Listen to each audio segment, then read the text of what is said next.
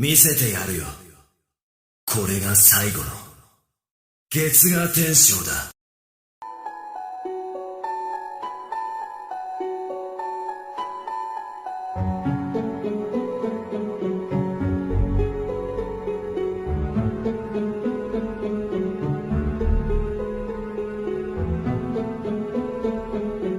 Halo sahabat Mamang, jumpa lagi sama Miming. Berhubung Mamang lagi sibuk, jadi Miming di sini bakalan gantiin si Mamang untuk menghibur kalian para sahabat Mamang.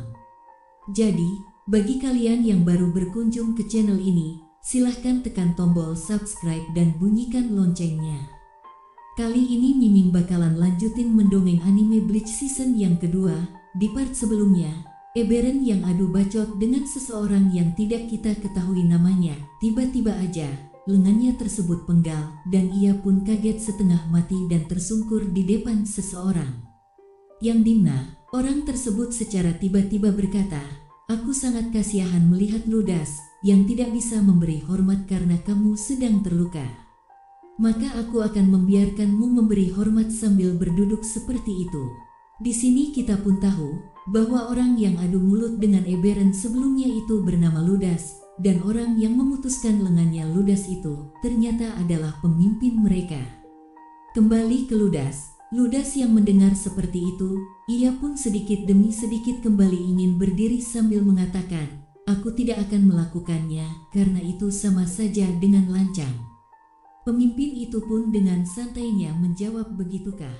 Kembali ke kamarnya Ichigo, seperti yang kita ketahui sebelumnya, Inoue, Ishida, Sado, Yuki dan Shino berada di kamar tersebut. Di mana setelah keributan kemarin yang disebabkan oleh datangnya seorang Quincy, Ishida dan yang lainnya menunggu Ichigo sambil makan roti dadar gulung buatan Inoue. Sesambilnya makan roti dadar gulung, Shino dan Yuki mengkhawatirkan Ichigo dikarenakan ia belum juga kembali. Ishida yang temperamennya cuek-cuek tapi sayang, menanggapi ucapan Shino dan Yuki dengan santai dan biasa saja, tapi si Sado yang belas-belasan malah menanggapinya dengan seriusan. Sesaat setelah itu, Ichigo pun muncul. Munculnya Ichigo yang begitu saja membuat semua orang khawatir akan dia, akan tetapi kekhawatiran itu pun terjadi dengan berbunyinya HP Nokia milik Yuki. Ternyata, Markas Pusat Komunikasi Soul Society memberitahu bahwa telah terjadi penyerangan yang membuat ratusan para Shinigami terluka dan tewas. Wakil Ketua Sasakibe juga diserang dan terluka cukup parah. Seketika itu, suasana yang tenang dan damai kini diliputi dengan kebingungan, kesedihan, dan kekhawatiran dengan kejadian di Soul Society. Kekhawatiran akan kejadian tersebut membuat Ichigo sesaat ingin berkeliling di kota Karakura dan menenangkan dirinya. Sesampainya di pertengahan perjalanan, tiba-tiba Ichigo dibuat terkejut dengan datangnya bocil dan langsung mendorong dengan kekuatannya itu. Ternyata, bocil tersebut bernama Nel dari Hekomondo, dan bocil tersebut ingin meminta tolong kepada Ichigo dan ingin memberitahukan apa yang telah terjadi di Hekomondo. だいたい助けに行かなくていいんですか？助けに行く気なんか毛頭ない。俺はあったぞ。してない？すいません。いいか、に現状のみ伝える。医師116名全員がここで致命傷を一番隊執務室で絶命。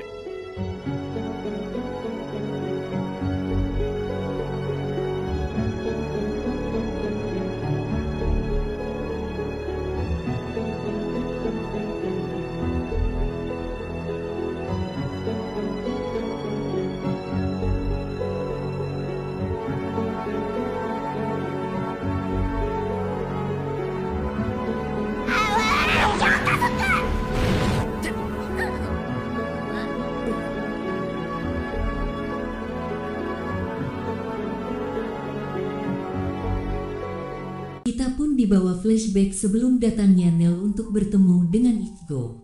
Di mana pada saat itu, Hekomondo yang asalnya tenang, kini diselimuti dengan kobaran asap dari seseorang yang tiba-tiba masuk ke Hekomondo dan menyerang tanpa belas kasih. Sementara itu, Nel dan temannya yang saat itu berada di sana, berusaha melindungi seorang wanita yang telah terkena dampak dari penyerangan tersebut.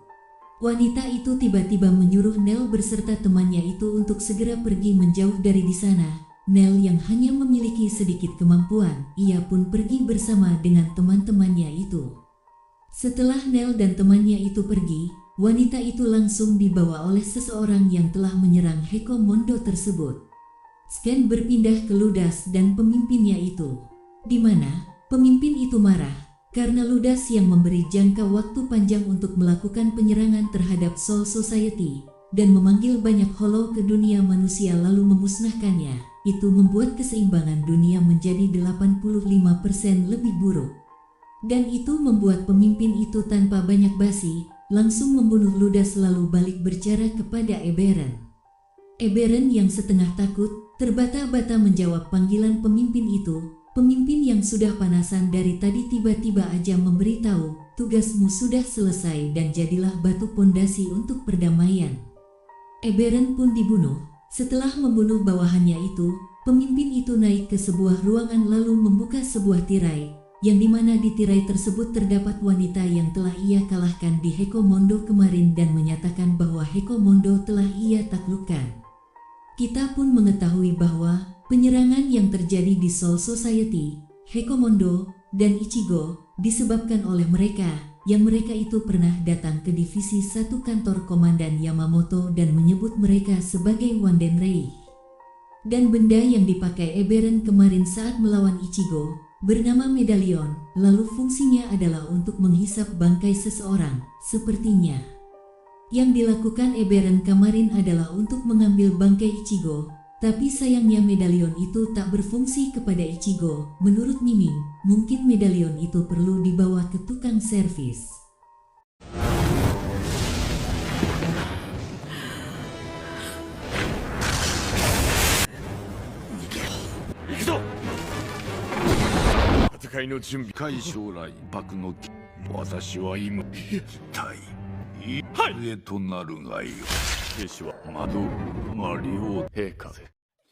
ウェコムンドがやられた時決しての攻撃だったというせだろうラガン様とスターク様をしていたのはハリベ黒崎一号熊でもないな。知らねえってわけ。僕はフォローやらんからない言うと思ってたんだけど。ご手配しましょう。 Kita berpindah ke Ichigo dan Bocil. Setelah diberitahu akan penyerangan di Hekomondo, Ichigo yang dibuat bertanya-tanya. Aku nanya, aku bertanya-tanya. Tiba-tiba, jatuhlah bocah beban yang bernama Peske. Ternyata bocah beban tersebut adalah temannya si Bocil. Scan berpindah ke rumah Ichigo. Bocah beban temannya si Bocil menceritakan kejadian yang terjadi di Hekomondo. Setelah kematian Tuan Baragan dan Tuan Stark, Hekomondo dipimpin oleh Nona Halibel. Saat Nona Halibel sedang memimpin, tiba-tiba terjadi serangan dan Nona Halibel pun dibawa oleh seseorang yang melakukan penyerangan tersebut. Akibatnya kami yang sebenarnya 3 bocah gaming, kini hanya tersisa 2, karena bocah cupu atau Dondo Jaka telah hilang saat kami pergi dari tempat kejadian itu. Bocah beban pun meminta bantuan kepada Ichigo untuk menyelamatkan bocah cupu dan Nona Halibel. Dengan spontan, Sado mengiyakan perkataannya. Ichigo yang temperamennya suka menolong, ia pun akan melakukannya juga. Tapi, Ishida yang mendengarnya, cuek-cuek saja dan tak mau ikutan untuk membantu mereka. Ichigo yang sudah tahu temperamennya Ishida, dengan santainya menanggapi ucapan Ishida tersebut. Suasana yang ceria sebentar itu, kini dibuat terkejut dengan kedatangan seseorang yang memakai topi, tongkat, dan sendal jepit, yaitu Uraha Keisuke. Uraha atau kita sebut Pak Tua Sendal Jepit, ia menyarankan untuk pergi ke Hekomondo bersama-sama. Ichigo dan lainnya pun mengiyakan tak terkecuali Ishida.いや、あそこにいたいだ。しないここそれがの使うレイウェコムンド待つのだあの人はなんとかしてくれる。目のあっちではずいつの間にバカやっぱり Setibanya di Hekomondo, Ichigo dan lainnya mendarat di tempat yang dekat dengan musuh. Bocil yang begitu paniknya dijelaskan oleh Ichigo bahwa beginilah jika ikut dengan Pak Tua Sendal Jepit, katanya itu langsung direspon dengan baik oleh Sendal Jepit. Sesaat setelah itu, sebuah suara terdengar oleh seorang pasukan Vandenreich, namun pasukan tersebut tak menggubrisnya. Sementara itu, bocah beban merasakan bahwa Reiatsunya bocah cupu tidak ada di sana. Sendal Jepit juga memberitahu, di dekat mereka juga banyak para Hollow dan Arrancar yang sudah tak bernyawa, yang membuat para Vandenreich tidak mungkin kesini lagi. Bocah beban membenarkan hal tersebut dan merasa perbuatan mereka itu sangat keji dan kejam. Api yang kebiru-biruan disebabkan oleh Vandenreich dengan reishi yang mereka kumpulkan, yang membuat batu dan pasir di Hekomondo terbakar ludas. Para Hollow dan Arrancar yang dibawa oleh Vandenreich akan dijadikan sebagai pasukan depan, dan parahnya lagi jika tak mau melakukan apa yang mereka suruh, maka akan dibunuh. Ichigo yang sudah melihat perbuatan para Vandenreich itu, langsung saja pergi dan segera ingin menyelamatkan bocah cupu dan Arrancar lainnya. Sendal Jepit yang tak bisa berbuat apa-apa, hanya bisa melihat Ichigo pergi untuk menyelamatkan para Arrancar yang belum lama ini adalah musuhnya sendiri. Sementara Sado yang sudah tahu akan temperamen keras kepalanya Ichigo dengan santai menanggapi ucapan Sendal Jepit itu.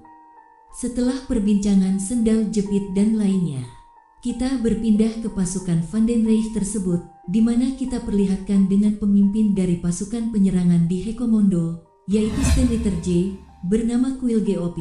Miming jelaskan dikit, yang disebut Stenritter adalah orang yang berkekuatan hebat dan diberi kepercayaan. Lalu huruf J tersebut disesuaikan dengan tingkatan kekuatan mereka masing-masing, yang mana nama-nama huruf tersebut diberikan oleh pemimpin Vandenreich itu.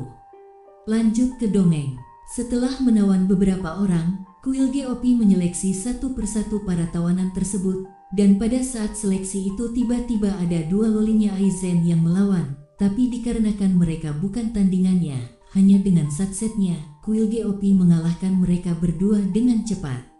Kemudian, Ichigo yang dari tadi menyusuri Hekomondo, tiba-tiba melihat sebuah dentuman dahsyat dari arah depan. Seketika itu juga, si bocil tiba-tiba muncul di atas kepalanya Ichigo, dan menjelaskan telah datang trio macan yaitu bawahannya Nona Halibel. Mereka bertarung seperti kanibal yang haus akan pertarungan dan tak pernah akur seperti macan kegarang-garangan.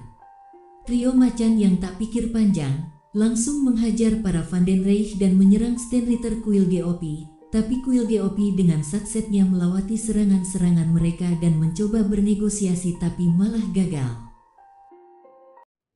はい。